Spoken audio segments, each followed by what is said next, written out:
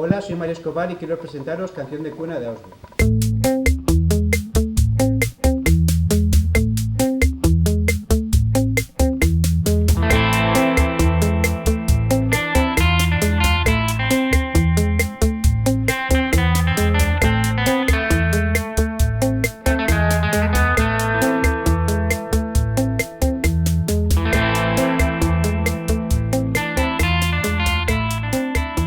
Siempre es un placer estar contigo, Mario, poder presentar otra vez más el libro Canción de Cuna de Auschwitz, que tantas alegrías nos está dando, con una historia que además es muy importante. Es más allá de la novela, más allá de la historia que también has contado, que también has desarrollado, nos descubres una historia muchas veces olvidada.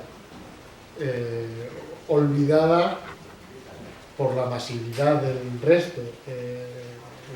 Todos conocemos el Holocausto, todos conocemos el nazismo, todos conocemos el campo de Auschwitz, pero en Auschwitz solo nos imaginamos que murieron el 1,5 millón de judíos que murió allí.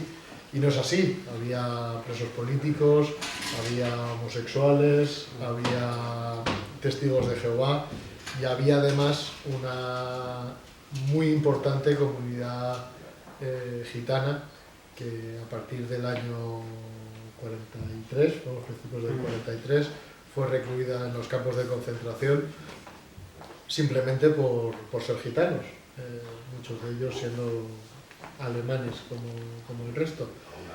Y con esta novela nos metes en este genocidio del pueblo gitano, que no solo fue en Auschwitz, sino que en todos los campos de concentración, pelotones de fusilamiento, barbaridades en guetos, en ciudades producidas por las SS. Nos descubres, vuelves a dar luz a este terrible hecho histórico que por desgracia muchas veces está olvidado. Háblanos un poco de este Projanos, nunca me sale el nombre en romaní del Holocausto gitano. Bueno, gracias por estar aquí en esta calurosa tarde de preverano, ¿no? Parece que va ya acercándose peligrosamente y Madrid además cae como un hacha sobre nosotros el calor, pero lo cierto es que siempre es duro, difícil, pero imprescindible hablar del Holocausto. Cuando estaba reflexionando un poco sobre lo que vamos a charlar hoy, me gustaría que pudierais participar y charlar y que sea más bien un debate, un diálogo, ¿no? Sobre el genocidio, sobre el Holocausto. Me sorprendían unas palabras que leía, ¿no? de un asistente de Goebbels, entrevistado muchos años después de finalizar la guerra. Cuando dijeron que definiera con una palabra lo que había sido el Tercer Reich, él dijo alegría. Entonces, el que le entrevistaba, que era un periodista en inglés, dijo, ¿alegría? Y le dijo, explíquese. Todo el mundo relaciona el Tercer Reich con muchas cosas, pero menos con la palabra alegría, ¿no? Entonces dijo, no, para nosotros fue el paraíso, ¿no? Que parece más fuerte, ¿no? ¿Cómo puede? Y este hombre reflexionaba, periodista, decía, ¿cómo puede ser que alguien puede decir que el Tercer Reich, que provocó la Segunda Guerra Mundial, el exterminio de más de 6 millones de personas, más de 70 millones de muertos, toda una generación marcada, todo eso, alguien puede decir que fue el paraíso? Y yo reflexioné sobre eso y decía, bueno, es que a veces para crear el paraíso, para unos pocos, hay que crear el infierno para muchos. Y vemos que eso es una constante en la historia de la humanidad, ¿no? Cómo queremos crear pequeños paraísos a costa de grandes infiernos, ¿no? Y Auschwitz fue eso, fue uno de los infiernos creados por el Tercer Reich para alimentar su maquinaria de guerra, alimentar su propio régimen y para poner en práctica sus teorías raciales, ¿no? Auschwitz, y otra cosa que reflexionaba hoy, fue la radicalización progresiva de la praxis de la guerra, ¿no? O sea, los nazis siempre habían deseado expulsar a los judíos de Alemania, había esto en su programa, incluso Hitler había dicho antes de la guerra que si los judíos, entre comillas, provocaban una nueva guerra mundial, él se encargaría de exterminarlos, pero curiosamente la solución final no fue otra cosa que la progresión de una serie de acontecimientos que la llevaron a término, ¿no? El hecho del desbordamiento, sobre todo tras la conquista de Polonia, del número de judíos, ya que los judíos alemanes y austriacos, checos, que habían ido incorporándose al Reich, los habían ido diluyendo, sobre todo a base de expulsarlos del país y después de pagar unas cuantías y malvender sus negocios.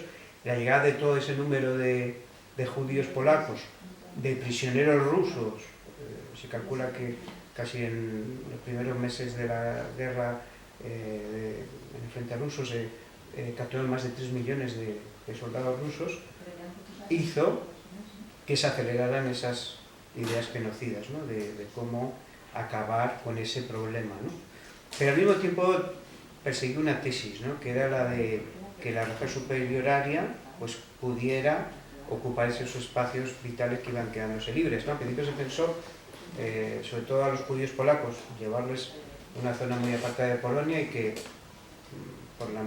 explotarles allí económicamente y poco a poco se fueran autodestruyendo, pero aún eso se ve inviable, ¿no? Y poco a poco es cuando se empiezan a formar estos campos, primero de concentración, pero que al final acaba siendo exterminio, ¿no? Y Auschwitz pues es uno de esos, es el campo por excelencia, ¿no? En que todos hemos oído hablar de él, la gran fábrica de muerte de los nazis, ¿no?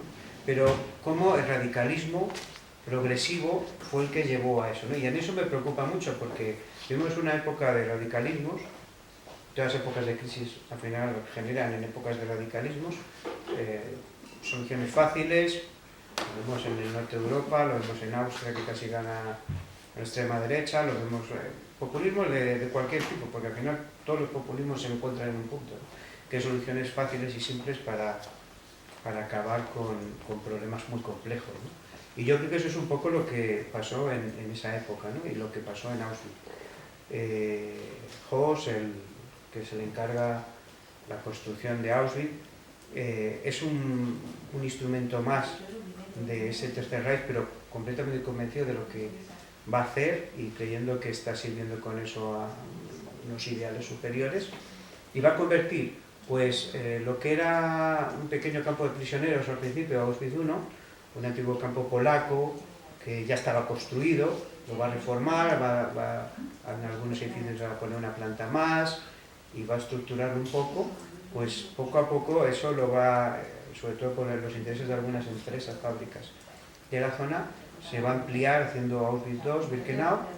Para que nos hagamos una idea, más o menos creo que había 28.000 presos en Auschwitz I, era un campo grande pero manejable entre comillas. Auschwitz II, Birkenau, el planteamiento es hacer un campo que entre 80 y 90.000 prisioneros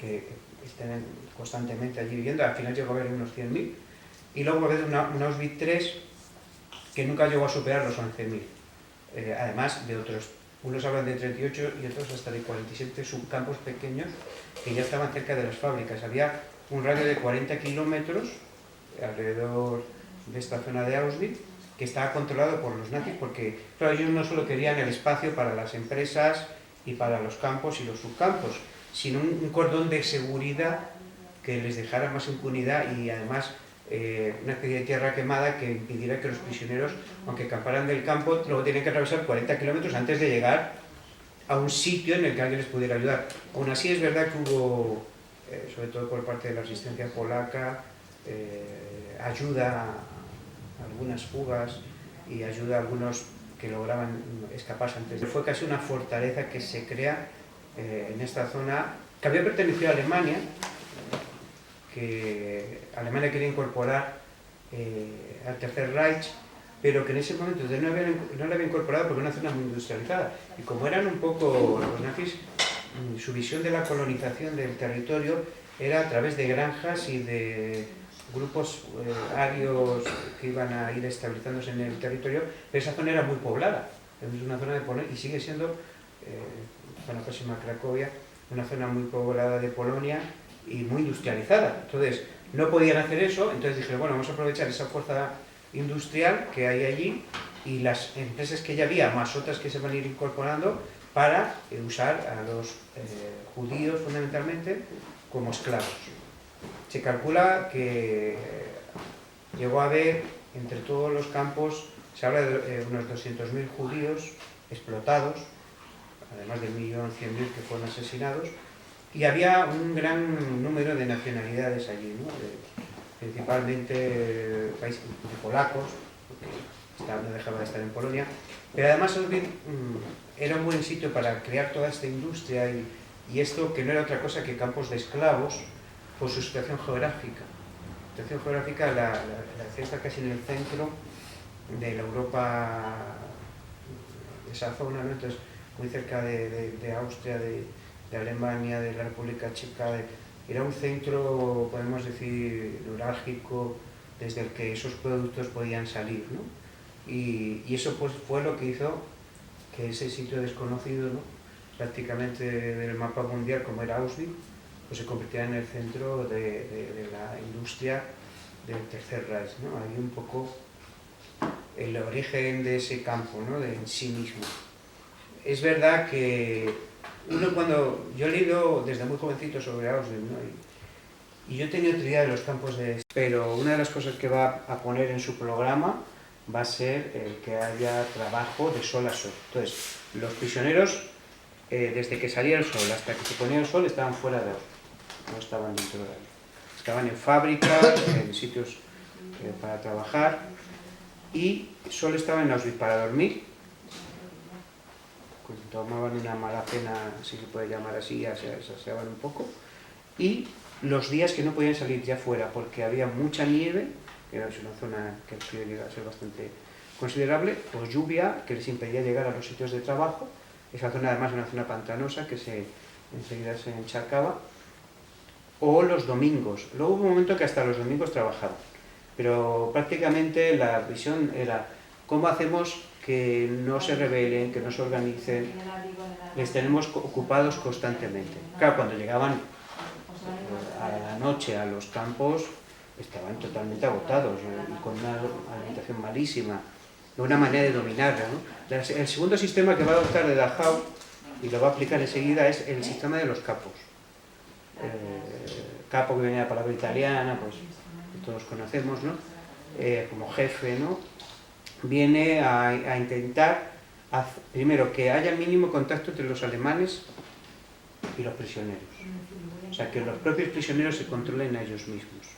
Los capos tenían un poder casi absoluto, podían matar, castigar, violar, robar, y ese poder pues les hacía ser muy fieles a los nazis porque tenían una serie de privilegios. Suelen ser presos comunes.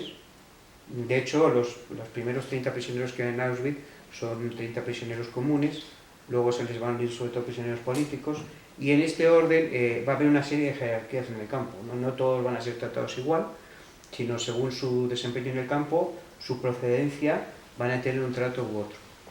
Prisioneros comunes son los que más privilegios tienen, aunque les parece increíble, pero son asesinos y gente fácil sin normalmente mucha capacidad intelectual, fáciles de dominar.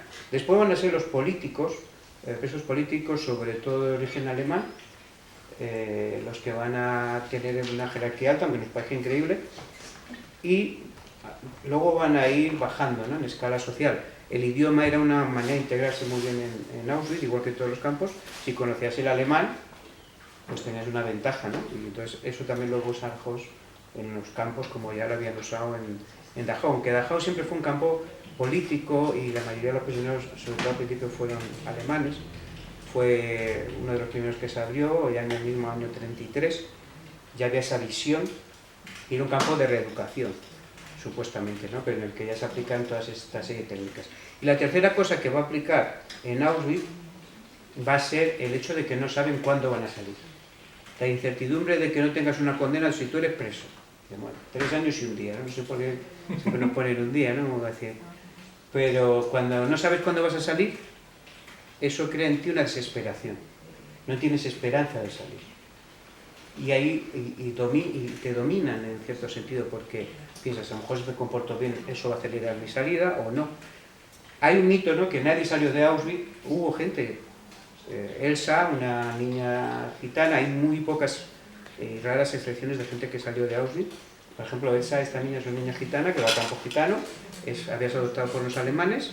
Los padres van a pleitear con el gobierno alemán para sacar a su hija, que además, una niña que va, creo que tiene 9 o 10 años, y el día antes del exterminio del campo gitano, el día 1 de agosto del 44, recibe la autorización para salir del campo y regresar a su casa. Estas cosas podían pasar, ¿no?, en Auschwitz, donde parece que casi todo era una locura, ¿no?, un despropósito. Entonces, Hoss pues, va a aplicar sobre todo estas tres, además de la falta de empatía que tenían que tener los soldados alemanes hacia los prisioneros, el alejamiento de todo tipo de compasión y tal, pero pensemos, 100.000 aproximadamente en Auschwitz II, 22.000, llegó hasta 28.000 creo en Auschwitz I, y creo que entre 11 y 13.000 en Auschwitz III, si sumamos todo, soy de letras, pero no, 140.000, 150.000 personas fijas, solo en esos tres, más los subcampos, que hubiera 200.000 en total, o un poco más, en los momentos más álgidos. Había 7.000 guardianes, entre hombres y mujeres.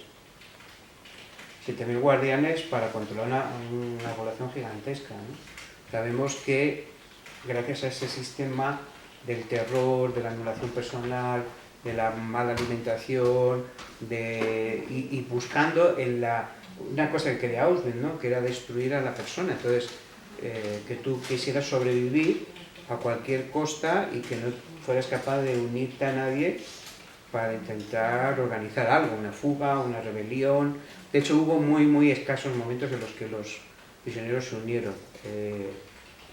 Que los dos más significativos fue un grupo de comandos, los comandos que había en los crematorios, ¿no?, que se encargaban de sacar los cuerpos de las cámaras de gas y quemarlos.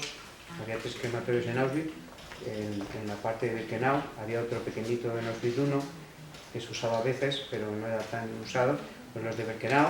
Uno de los comandos se rebeló, porque estos comandos se usaban entre 3 y 6 meses, y una vez que habían sido usados para hacer este trabajo, les asesinaban. Y el siguiente comando era el que los metía en las mismas hornos y cámaras de gas, y se seguía sus cuerpos. Uno de estos comandos se entera de cuándo va a ser asesinado y se rebela. ¿Por qué estos comandos tenían esa capacidad? Además de por tener información privilegiada y todas estas cosas, una de las cosas era porque ellos tenían mejores condiciones. Los comandos recibían mejor alimentación, tenían la posibilidad de acceder a libros, que era algo prohibido en Auschwitz, y a licores y otra serie de cosas para poder soportar su trabajo, y vivían en los mismos crematorios en condiciones un poquito mejores que los demás. Entonces, eso les permitía tener tiempo, aunque fuera pequeño, para descansar, reflexionar, hablar entre ellos, unirse, y creó esa capacidad para resistir. Fueron unas horas y fueron exterminados al final. El segundo grupo fue los gitanos. Los gitanos también lograron resistir a los nazis, al enterarse de un intento de exterminio del campo gitano en mayo del 44, por un soplo. Ya sabían que se habían encargado al campo checo, que estaba a muy poca distancia. Entonces ellos lo que hacen es unirse, crean armas, con peines, con todo lo que pueden, y las mujeres, los niños, los ancianos. ¿Y por qué los gitanos? Pues una raza muy valerosa, de eso también. Pero sobre todo por una cosa, porque era un campo de familias. Al ser un campo de familias, las madres quieren defender a sus hijos, los padres a sus hijos, los abuelos. O sea, ese intento de proteger fue uno de los instintos que les hizo rebelarse. Y el segundo fue que era un campo no de trabajo. Los gitanos no salían a trabajar, igual que el resto. Se calcula que entre unos 21.000 y 25.000 gitanos registrados en Auschwitz, ellos no trabajaban. y era porque supuestamente no estaban allí castigados o no se buscaba exterminarles como a los judíos en principio, sino retenerles hasta el final de la guerra para luego crear una especie de reservas para que los gitanos vivieran en ellas. Entonces, el hecho de no trabajar, tener más tiempo, y luego son un pueblo organizado, tienen su sistema de organización, los ancianos sobre todo son los que pues dictan las leyes, hacen los juicios, pues todo esto hizo que ellos pudieran rebelarse. Y no solo se rebelaron, sino que resistieron y lograron impedir el exterminio, creo, si no recuerdo mal, el 6 de mayo del 44. Solo tras un debilitamiento progresivo del campo y el ir sacando sobre todo a los jóvenes y a los que podían rebelarse, hizo posible que luego el 2 de agosto se exterminara unos 2.800 personas que quedaban en el campo gitano, ¿no? Pero vemos ahí cómo lo que iba poco a poco sucediendo en orden, ¿no? No sé si hasta aquí, por no seguir así dando datos y... No, muy interesante. ¿Queréis? Por mí puede ser. Pues sí. Y el protagonista de Canción de Luna en Auschwitz es... ¿Qué raza tiene? Pues la protagonista es una mujer que se llama Helen Hahnemann, es una mujer alemana, aria, que está casada con un hombre gitano, y al estar casada con un hombre gitano, sus hijos y su marido tienen que ingresar en diciembre del 42. Himmler da una orden de que todos los gitanos sean ingresados en campos. Entonces, Helen no tiene por qué ir porque es aria, pero decide acompañar a su familia a Auschwitz. Entonces, ella va a Auschwitz-Birkenau, al campo gitano, la separan de su marido y ella no es gitana, por tanto, al principio tiene una serie de problemas en el campo gitano. Y el hecho de que sea enfermera, había un campo del hospital, había un hospital en general del campo, ¿no? En Birkenau. Pero luego en cada campo había un pequeño hospital, entonces ella acaba siendo enfermera del pequeño hospital gitano.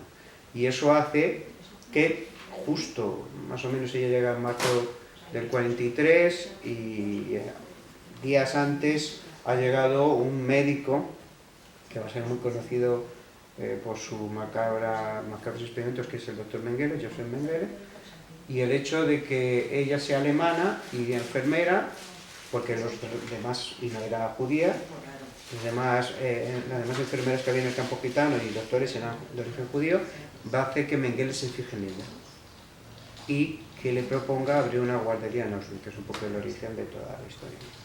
Curiosamente, hoy leyendo muchas cosas me he dado cuenta, y he leído varios libros, en casi ningún libro se hablan todos una nota, ¿no?, sobre el campo gitano, se habla muy poquito. Y de la guardería no se habla, ¿no? Yo llego a esta historia de una manera también muy, muy peculiar. Llevo muchísimos años, como digo, leyendo. Yo creo que la primera vez que leí sobre Auschwitz tenía unos 12-13 años, en la librería de la biblioteca del padre de un amigo. Tenía varios tomos sobre los nazis y sus experimentos y así de cosas. Me atrajo el tema, me fue dejando esos libros, y hasta hace 2 años, después de haber leído, ya tengo unos cuantos más de 14, todos estos años, había leído algo del campo gitano y del exterminio gitano, pero nunca había leído nada sobre la guardería de Auschwitz. Curiosamente, en una reunión administrativa, porque pertenecía a un consejo, llevaba la parte de cultura, en mi última reunión, conozco a Miguel Palacios, que es un hombre de origen gitano, que es el presidente de la Asociación Gitana para la Memoria del Exterminio, entonces, o del genocidio.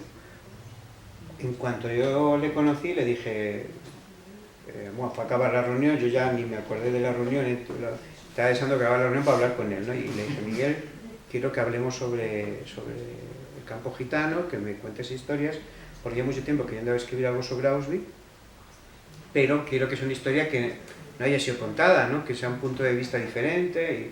Y entonces Miguel, que hoy no puede estar con nosotros, me dijo una frase, ¿no?, que te repito siempre, que es que ha habido tal silencio sobre el genocidio gitano que cualquier mínimo susurro es un grito en medio de ese silencio, ¿no?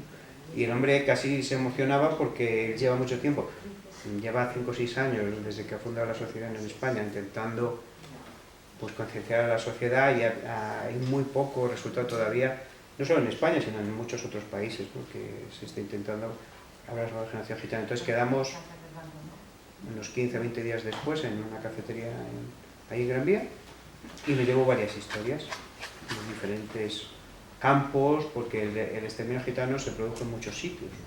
Se produjo en Ucrania mientras las tropas alemanas avanzaban, y en Rusia, los fusilamientos, se produjo en Hungría, en Rumanía, en la República Checa, en Francia. Entonces me fue leyendo varias historias, pero cuando llegó a la de Helen Hahnemann, claro, me quedó muy marcada, ¿no? Porque era la historia de una madre que va voluntariamente a Auschwitz y allí va a regentar la guardería, la única guardería que hubo en Auschwitz. Y fue lo primero que me impresionó, porque en Auschwitz, la historia no lo he dicho, pero bueno, me imagino que todos lo sabemos, no había niños. O sea, la idea de Auschwitz es ser un campo de esclavos, por tanto, todos aquellos que son débiles para el trabajo, niños, ancianos, enfermos, mujeres que son madres o están embarazadas, eran exterminados al llegar. Pero el campo gitano, como es de familias, tiene niños. Y curiosamente, ¿dónde se va a destinar? Que por eso venía todo esto, a ese doctor Mengele, Joseph Mengele, que acaba de regresar del frente, además del ucraniano, porque ha sido condecorado con la Cruz del Hierro, de Hierro por un acto heroico de salvar a 2 soldados. Él estaba destinado en la división Panzer de las SS. Pues, ¿dónde va a ir? Pues va a ir a un sitio donde hay niños, porque él quiere experimentar sobre todo con gemelos. Él busca la fórmula secreta, mágica, porque la magia se mezcla mucho con la ciencia de los nazis, de que las madres alemanas, en vez de tener un niño, pues pudieran tener 2, 3 o 4 para aumentar la población aria. Y además estaba buscando terminar su segundo doctorado. Él ya tenía un doctorado, era licenciado en antropología y en medicina por la Universidad de Múnich, pero quería su segundo doctorado para poder ser profesor en las universidades alemanas.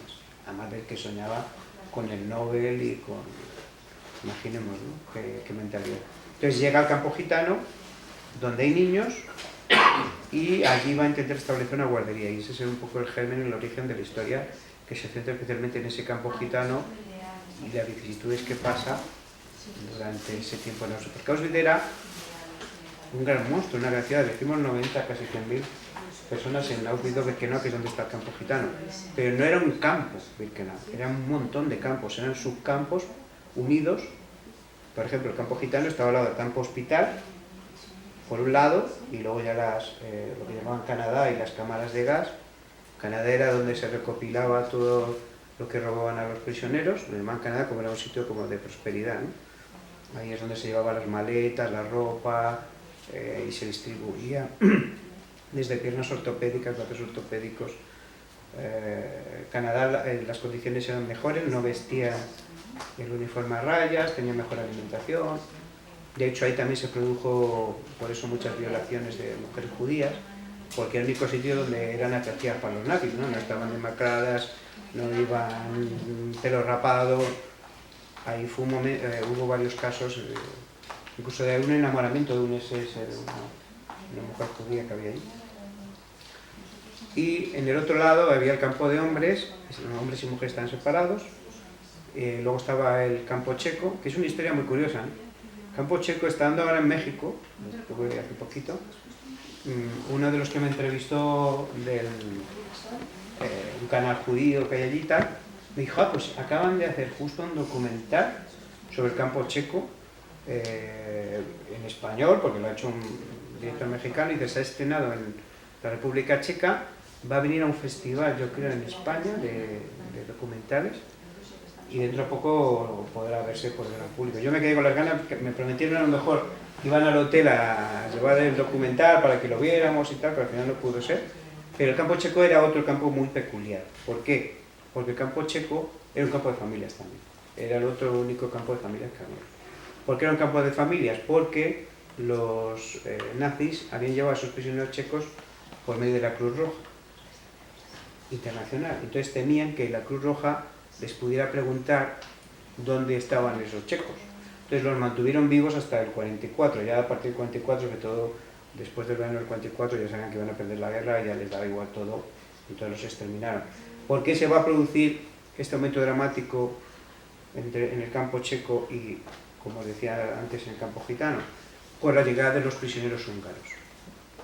Hay cifras muy curiosas, había tenido por eso he traído el papel, porque yo para las cifras, como soy más de letras, pero para que nos hagamos una idea, por ejemplo, de las nacionalidades, resulta curioso, ¿no? Porque ahí se ve un poco las políticas que siguieron los gobiernos títeres y si hubo oposición o no a dar sus minorías, ¿no? Por ejemplo, los que más personas entregaron, más judíos entregaron, fueron los húngaros, aunque fueron los últimos.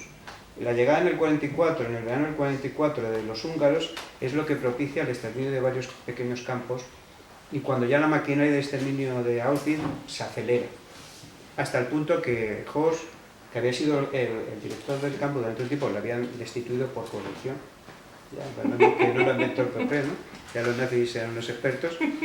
Es irónico, ¿verdad? Que alguien sea destituido por corrupción en un sitio que se encarga de exterminar a la gente, pero bueno. Pues este tipo le hacen volver porque estaba tan deteriorada la gestión y había llegado tan número de prisioneros húngaros que no sabían qué hacer con ellos. Entonces van a vaciar partes de Birkenau para poder exterminar a los húngaros, porque llegaban los trenes, es una cosa dramática, pero 4 o 5 trenes, porque claro, Birkenau no sé si habéis estado, pero Birkenau es una estación, es la última estación, ¿no? Es el final de unas vías y allí se dejaba directamente a los prisioneros. Entonces llegaban trenes de Hungría que mandaban los húngaros y muchas veces morían en los trenes, ni siquiera le acababan de gasear porque no tenían la capacidad. Entonces por eso los van llevando a estos campos que van vaciando.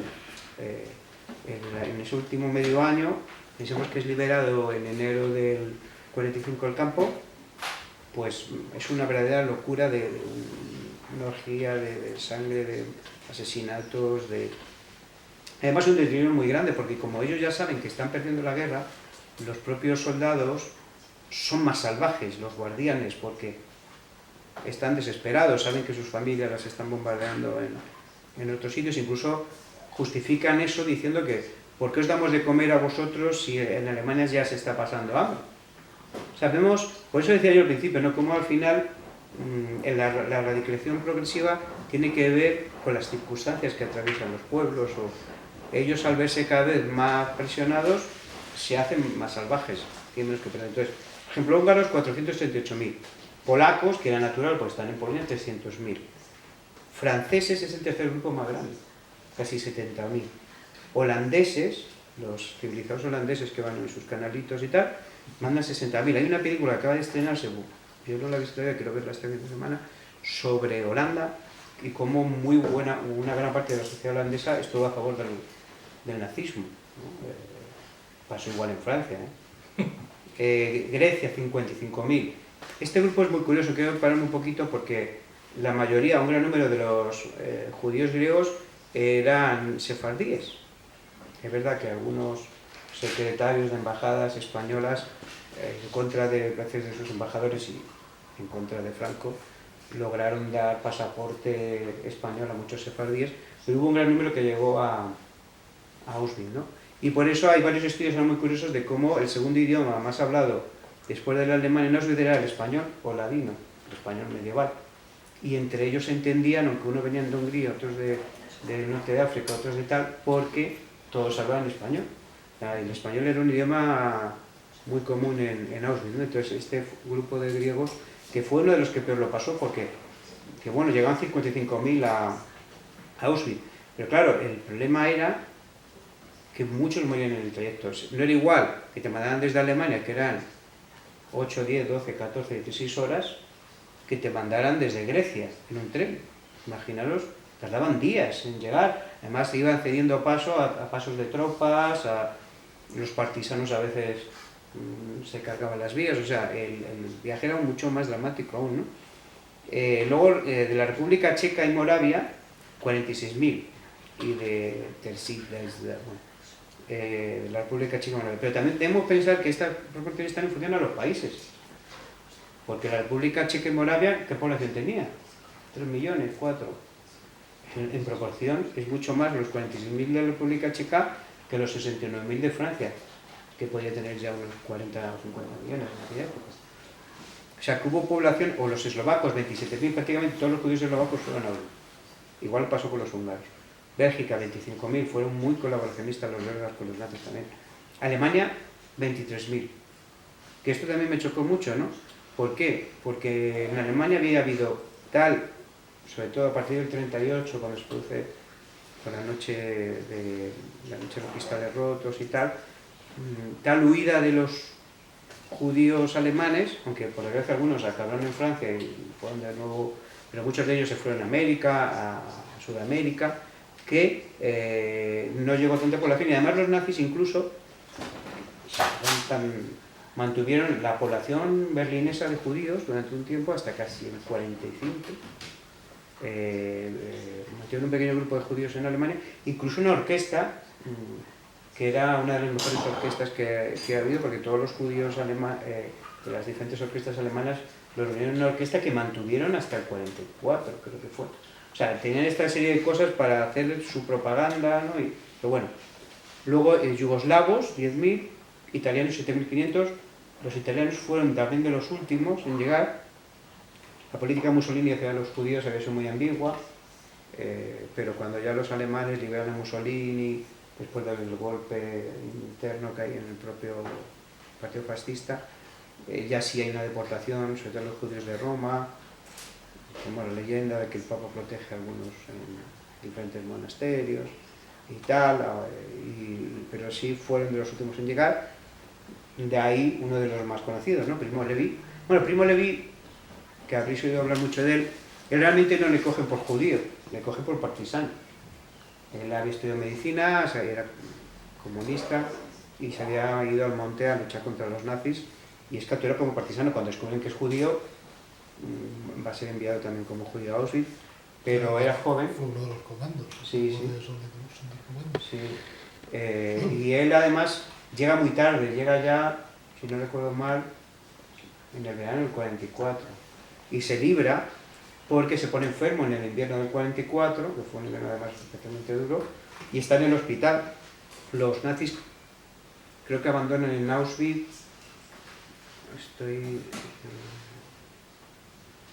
2000, son 2000 prisioneros enfermos,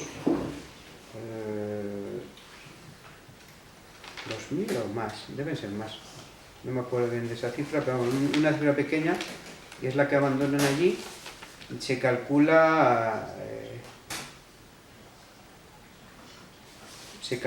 que yo esta cifra me parece muy alta, pero la he visto en varios sitios, que unos 200.000 prisioneros sobrevivieron de Auschwitz. Me imagino muchos de ellos por las marchas, porque claro, dejaron un grupo que eran los que no podían caminar, y antes de la llegada de los rusos hicieron las famosas marchas de la muerte en el invierno del 44, que fue llevarse, imaginemos la mentalidad de ellos, a los prisioneros a otros campos más interiores para que seguir explotándoles como esclavos. Entonces ahí vemos un poco su mentalidad. Luego hay unos 1.000 letones, 690 judíos noruegos y otros 34.000 en diferentes sitios. ¿Cuántos judíos daneses vemos? Ninguno, o casi ninguno. ¿Por qué? Los daneses protegen a sus judíos. Cuando se ordenó que todos los judíos daneses llevaran su estrella de David, el rey de Dinamarca se puso la estrella de David y todos los ciudadanos de Dinamarca se pusieron la estrella de David. Para no solidarizar a los daneses, no se sacó un solo judío de Dinamarca. Ahí vemos cómo los nazis, como populistas y gente que siempre buscaba, esto es un síntoma de que esto es noche, siempre buscaban no soliviantar a la población, nunca actuaban de manera contraria a la mayoría. Pasó igual con todo lo que fue los intentos de exterminio de los niños y retrasados y todos los enfermos mentales de Alemania, su política de eugenésica, un poco podemos llamarla, cuando los padres y la Iglesia Católica Alemana y Protestante Alemana se opuso y para hacer manifestaciones, los nazis pararon su programa de eutanasia. Cuando en contra de lo que al principio habían hecho, creo que se quieren llevar a, no sé si son 4.000 o 5.000 parejas de judíos que están casados con alemanes, se empiezan a manifestar delante de creo que de las oficinas del Departamento de Interior de Berlín, y cuando empieza a sumarse gente a las manifestaciones, para la deportación de parejas con alemanes, de parejas mixtas. O sea, vemos que ellos siempre escapaban de cualquier cosa que fuera polémica o que pudiera soliviantar a la gente, ¿no? Eso fue un poco la política de los nazis. Por eso lo decía al principio, porque para muchos fue un paraíso, ¿no? Porque era un paraíso de uniformidad, de seguridad, un estado que entre comillas te protegía si no te oponías a nada ni te rebelabas, ¿no? Y para muchos fue la mejor época de su vida. Por eso muchos de ellos no se arrepienten, piensan que esto fueron, porque estamos hablando hoy, daños colaterales. Hay que pensar también que muchos de las Lager SS, que eran los guardias de los campos, eran personas muchas veces de extracción, clases bajas, obreras, que no tenían una gran proyección en sus vidas, y de repente se encuentran siendo los amos del calabozo y se encuentran con sus familias. Sí, con un poder en Auschwitz tenían chalés con jardines. Entonces se encuentran que además pueden robar los dientes de oro de los judíos y los las joyas, no sé qué, se enriquecen, y esas familias viven muy bien, a costa de lo que dice Mario, de una población esclava, que, como nos contaba David, que además lo más siniestro casi dentro de todo esto es que además estaban mal explotados. O sea, lo único que hizo bien las SS fue exterminarlos. Pero, por ejemplo, hicieron la mayor fábrica de ladrillos del mundo al lado de un camp de Sachsenhausen, fábrica de ladrillos que primero los esclavos mal alimentados y los trabajadores mal alimentados trabajan peor porque se mueren y van cayendo por ahí. Y segundo, que hicieron unas técnicas con unas maquinarias súper ferrolíticas y todo esto, que era hacer ladrillos en seco, no me acuerdo cómo era, que no valía con las piedras que tenían allí, con lo cual nunca produjeron ladrillos en esa fábrica, en la que murieron 5.000 personas a la hora de construirla. Bueno, eran así de... Porque luego era un estado absolutamente corrupto, entonces ahí habría alguien de las SS que se había llevado dinero y tal. Entonces, sí, es como... Ahora pasa que ahora es la gran... Sí, ahora sé que eran la gran... Como aquí, pero sin las SS. Sí, por desgracia. La corrupción está en todos sitios. Sí. No, pero el sistema, además, Hitler favorecía el radicalismo, entonces era como un sistema en el que tú podías engañar, robar... Mira, cuando están construyendo Auschwitz, creo que es Auschwitz II, Birkenau, lo construyeron sobre todo prisioneros rusos que murieron, mandaron 10.000 y creo que sobrevivieron, no sé si 60 o 70, imaginar las condiciones. Hay algún superviviente y comenta que les decían los comandos que estaban construyendo, le decía un comando a otro, o el jefe, vete a robar al otro el material, porque tenía material suficiente, deshicieron las casas que había en la zona, aprovecharon todo, porque no tenían ni siquiera material para hacer el campo. Entonces, decían, vete a robar al otro para nosotros acabar antes nuestra parte del campo, ¿no? Así era el sistema, ¿no? Entre los propios ministros de Hitler y... Que de los prisioneros rusos es otro de los dramas de los que se habla poco. Pues de los 5 millones de prisioneros en total que a lo mejor hubo, sobrevivió, yo creo que no llegó al millón, y los que sobrevivieron se fueron al Gulag. O sea, sí, porque Stalin, al liberarlos, eran sospechosos ya de haber sido adoctrinados en el nazismo, y a la tropa siberia. Eso fue tremendo, sí. Con lo cual no... Oye, Mario, una pregunta. Tú que estoy viendo que dominas magníficamente el tema. El doctor Mengele ya ha alcanzado esa altura, digamos, arquetípica de científico loco, ¿no? Pero... Bueno, pues yo, por ejemplo, no sé en qué consistían sus experimentos. ¿Puedes hablar un poco de eso? No nos asustes mucho, solo en líneas. No, tenía 3 líneas de experimentación. La principal, la he comentado un poco, era la de los gemelos, el intentar la mayor reproducción de las mujeres alemanas. La segunda era el color de los iris, de los ojos, ¿no? Quería que todos los alemanes fueran con ojos claros. Se hacía todo tipo de experimentos, de inyectar líquidos, investigar mucho a los, no me acuerdo cómo se llaman, pero los que tienen un ojo de cada color, no sé cómo se llama, tiene un nombre eso, para intentar investigar qué era lo que producía, principalmente el iris, no tanto el pelo. Eso. Como él era moreno, le llamaban el gitano, sabéis que a Joseph Mengele le llamaban el gitano, tipo moreno con ojos oscuros, y en cambio, pues ya vemos el ideal de raza que tenía. Y la tercera fue el noma, que era una especie de cáncer de piel que se producía especialmente en el campo gitano porque había, se cree, en la población gitana una sífilis hereditaria casi, que hacía que, unido a la falta de higiene, la poca alimentación, pues a los niños les hubo una especie de cáncer de piel. Ese fue un poco como que se lo encontró, ¿no? El noma. Pero especialmente investigaba el iris de los ojos y los gemelos.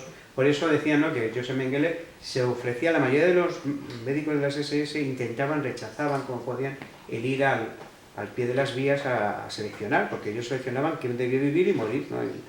En las vías se decía a un lado a otro, los que vivían no morían. Pero Mengele quería ir voluntario porque él buscaba gemelos. Entonces cada vez que veía gemelos se desesperaba porque era un tesoro como para él, les prometía a los padres que iba a tratarles de maravilla y los sacaba, ¿no? Entonces los trataba con mucha amabilidad, respeto. De hecho era muy reconocido por los prisioneros, y luego era un tipo muy atractivo, muy elegante, muy educado. Los niños le llamaban tío Joseph porque les daba caramelos, y por eso surge de él la idea de hacer la guardería, ¿no? De mantener ahí a sus objetos de investigación, ¿no?, y de experimentación. Pero eran experimentos, supongo, que llevan a ser Por dolorosos ejemplo, o destructivos. no, hacía cosas, por ejemplo, hacía cosas salvajes, ¿no?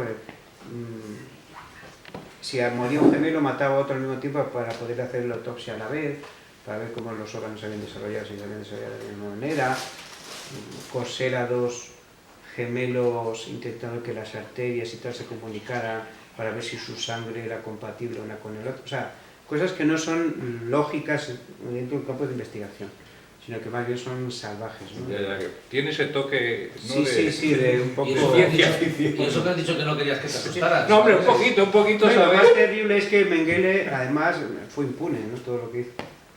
Logra escapar, bueno, está casi 2 años como soldado de la Wehrmacht en Alemania. Cuando ve ya que empieza a acercarse o a estrecharse el cerco, decide por la vía romana, por vía Italia, ir hasta Argentina. Allí, después de estar unos meses en la clandestinidad, vive bajo su propio nombre.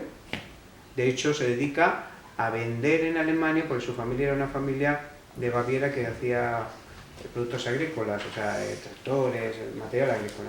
Entonces él se pone representante en Buenos Aires de material agrícola tranquilamente, y se cree que se empieza a investigar porque seguía ejerciendo como médico y hacía pues abortos y cosas de estas, ¿no? Y muere una chica, y eso es lo que despierta la investigación, y de ahí pues va a huir, creo que siempre me equivoco, entre Uruguay y Paraguay, porque es Uruguay. Y luego de allí, cuando ya se empieza a investigar, va a Brasil. Y en Brasil muere tranquilamente en la playa bañándose. Le da un ataque cardíaco mientras se baña y se muere ahogado, pero casi octogenario. De los 70. Sí, 78, creo que sí. Casi con 80 años, ya, tranquilamente. Él visita Alemania varias veces, en los años 50. Una vez casi le pillan porque una criada se da cuenta, da aviso a las autoridades. O sea, tuvimos la impunidad, pero es que esa impunidad fue total. Fue total. Por ejemplo, de los 7.000 que decíamos guardianes, creo que son 700 y pico los que fueron juzgados por crímenes. 100 y pico mujeres y 700 y pico hombres. No llega ni a 2.000.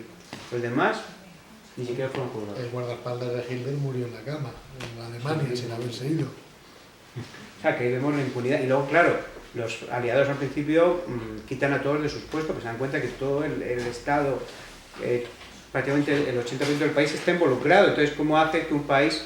Tienes que volver a ponerlos, a la policía, si no, no funcionaba nada, ¿no? Los rusos sí castigaron mucho más, y sobre todo al que era oficial para arriba, fusilaron a montones, ¿no? Pero ahí vemos un poco que muchos...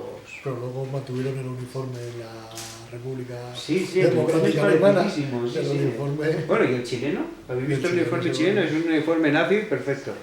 Y luego, como el propio Perón trató a los nazis allí, tuve una discusión con los argentinos, yo estando ahora allí, sobre Perón, pero vamos, Perón fue muy favorable a la llegada de nazis, y los Estados Unidos, ¿no? Hoy mismo veía un programa sobre experimentación y el ejército... Y aquí tuvimos a Scorsese. Bueno, aquí tuvimos bastante. Scorsese Hay murió en Mallorca en hay el un- año 78 también. En Vega, y todavía no me acaba, pero son graciosos, ¿sabes cómo son norteamericanos? Que son muy peliculeros, ¿no? Y tal. Están haciendo un programa sobre la fuga de Hitler, ¿no? Supuestamente, si Hitler pudo huir y tal, y hablan de que si huyó, que no huyó, fue por la vía de escape española, Por Vigo. por Vigo, por los monasterios que había, la famosa, ya hacían la ruta de Santiago, la hacían los nazis también, entonces llegaban muchos en aviones hasta... Bueno, por la misma ruta cogían judíos. Sí, sí, sí, O sea, pues, curioso. los mismos gallegos que sacaban judíos antes de la Luego- guerra sacaron, o sea, durante la guerra sacaron nazis Si la después cosa de la el guerra. Era un el negocio. dinero no tiene... ¿Y cómo lo sacaron por la esta de Oviedo y tal? Yo no sé por qué decía esto de la vía de Oviedo. Decía por algo. Que vamos, que muchos llegaron por esas vías... Ah, bueno, y cómo habla el documental, pues el libro se llama La fuga de Hitler o algo así. Que son como 6 o 7, ¿no? Y habla de la llegada, por donde llegaban los nazis a Argentina y la ciudad esta que es súper famosa, que parece que estás en Baviera. Sí. Bariloche. Yo nunca la había visto, pero este momento es que parece que estás en Baviera. Además es una zona que nieva, llena de bosques, o sea que les da el... Y hay una pequeña mansión ahí que sé que es donde se cree que es Hitler eso. O sea que todavía se sigue sacando ahí, hay muchísimas cosas por investigar. Pero lo de los niños del Brasil es película, ¿no? Sí, es película. El Hitler este, esperemos. Yo a veces veo alguno y digo, ¿Por qué has comentado que Perón favorecía la llegada de nazis? Bueno, eso es una Porque discusión. es que en Argentina Yo, mira, creo que está el número de judíos más grandes en Sudamérica. sí, sí, es verdad, eso es una paradoja, ¿no? De hecho, cuando estaba allí, muchísima gente que asistió a los eventos y tal, la comunidad judía más grande de América. Después de Nueva York, es la segunda comunidad más grande. Los judíos llegan antes que Perón al país, o sea, es progresivo. Es que pasa una cosa, ¿no? Que no he comentado antes, no me acuerdo cómo se llama el barco. He estado leyendo el libro de una persona que conocí en Buenos Aires, que se llama Eduardo Colman, que es el judío, que escribió un libro que se titula El último chiste del gran Rabini, que está basado en hechos reales, de un humorista judío que fue al final a Auschwitz y tal, y comenta, ¿no?, de uno de los barcos reales que sale de Alemania, de no sé qué puerto de Alemania, con 7.000, 8.000 judíos. Es que esto nos recuerda tantas cosas que están pasando ahora, ¿verdad? Y van, creo que es hasta Puerto Rico, no, hasta Cuba, pensando que en La Habana les van a dejar desembarcar. Les tienen en el puerto de La Habana casi 2 semanas, al final les dan algo de alimento, están muriendo de hambre textualmente. Y no les dejan desembarcar en La Habana. O sea, con esto quiero decir cómo nadie quería a los judíos. O sea, se hubieran podido salvar muchos más, pero había cuotas. Estados Unidos, el tipo dice que vayan a Estados Unidos, luego dice que no, que su cuota de judíos ya se ha superado con creces. Y creo que al final esos, en concreto, no sé si se acaban en Argentina o en México. O sea, lo que quiero decir es que también no se quería que llegaran más judíos a muchas poblaciones. En cambio, Argentina fue uno de los sitios donde más judíos llegaron y Perón nunca tuvo una actitud antisemita, por lo menos conocida, pero sí favoreció la llegada de nazis. Le convenía, no solo a él, los nazis fueron fundamentalmente los militares, no los científicos, Argentina, Chile, Uruguay, Paraguay, Brasil y la zona que ahora está sufriendo tantas cosas, ¿no? Siria, Egipto, muchos se pusieron nombres árabes para pasar desapercibidos. Creo que en finales del siglo XIX, creo que en Uruguay, o no sé si en Uruguay o en Paraguay, intentaron formar como una colonia alemana, una colonia aria, Sí. pero a finales del XIX, que es algo no muy conocido, Sí, que era como una especie de experimento que intentaron, y a lo mejor por ahí... No, es que hay varios. A Perón y a Estados Unidos, vamos, a todos los sitios, a muchos cerebros alemanes, cerebros del mal, aunque fuera, les interesaba tenerlos. O sea, Claro. Eichmann en Argentina le dieron un pasaporte vacío argentino, póngale usted el nombre que quiera y usted es argentino a partir de El ahora. proyecto para llegar a la Luna, por ejemplo. Sí, No, en España el primer reactor que se diseñó en España, el Saeta, lo diseñó Messerschmitt, que se refugió en España y estuvo aquí viviendo también. Sí, Rohan creo que era el de las SA, cuando se produce el encarcelamiento de Hitler y el Partido Socialista del Pueblo, creo que es el 26, él se va a Argentina. Porque como dices tú, había muchas colonias ya que querían formar esas sociedades arias en Argentina, Uruguay, Brasil, en diferentes sitios. Y luego lo vuelve a traer Hitler, le pide para luego cargárselo al hombre. Rogan. Qué buenos nombres alemanes son así. Y, o sea, que sí había comunidades, y sigue habiéndolas, ¿eh? Además, si tú te vas a Argentina, hay de todo, pero la mayoría son rubios, con ojos azules. En Chile son todos alemanes. En Chile, o sea, si hay una población, y curiosamente también judíos, a la vez, sí. Pero bueno, yo creo que Perón lo único que hace es, el fascismo se puso de moda, ahora me parece una locura, pero cuando el fascismo lo inventa Mussolini, es una cosa que se pone de moda en toda Europa, como diciendo, esta es la solución. Se mezcla socialismo con nacionalismo en una cajita. Mussolini era del Partido Comunista, el director de la revista del Partido Comunista, que cuando decide ponerse a favor en la Primera Guerra Mundial del gobierno nacionalista, le expulsan del Partido Comunista y funda el fascismo italiano. O sea, y el nacionalsocialismo no lo funda Hitler, lo funda, creo que era Zapatero o Sastre, ahí en Múnich, que es el partido que luego va a ingresar Hitler. Hitler era el carnet número 60 o 70 o 90 o 100, no fue fundador. Eran nacionalistas socialistas, o sea, que mezclaban, que era el fascismo, ¿eh? Y luego aquí en España, el experimento de Primo Rivera, que luego después empezó a desarrollar más, se puso de moda en todo el mundo, era como la última, y en Estados Unidos, en Inglaterra, miraban a los fascistas, la aristocracia inglesa, pensaban que era la solución, era una cosa intermedia, el comunismo era un peligro, pues el fascismo era como la manera de controlar a la población, pero al mismo tiempo se les daba ciertas cosas y tal, y entonces el peronismo no deja de ser, aunque los argentinos dicen que no, pero es un fascismo a la latinoamericana.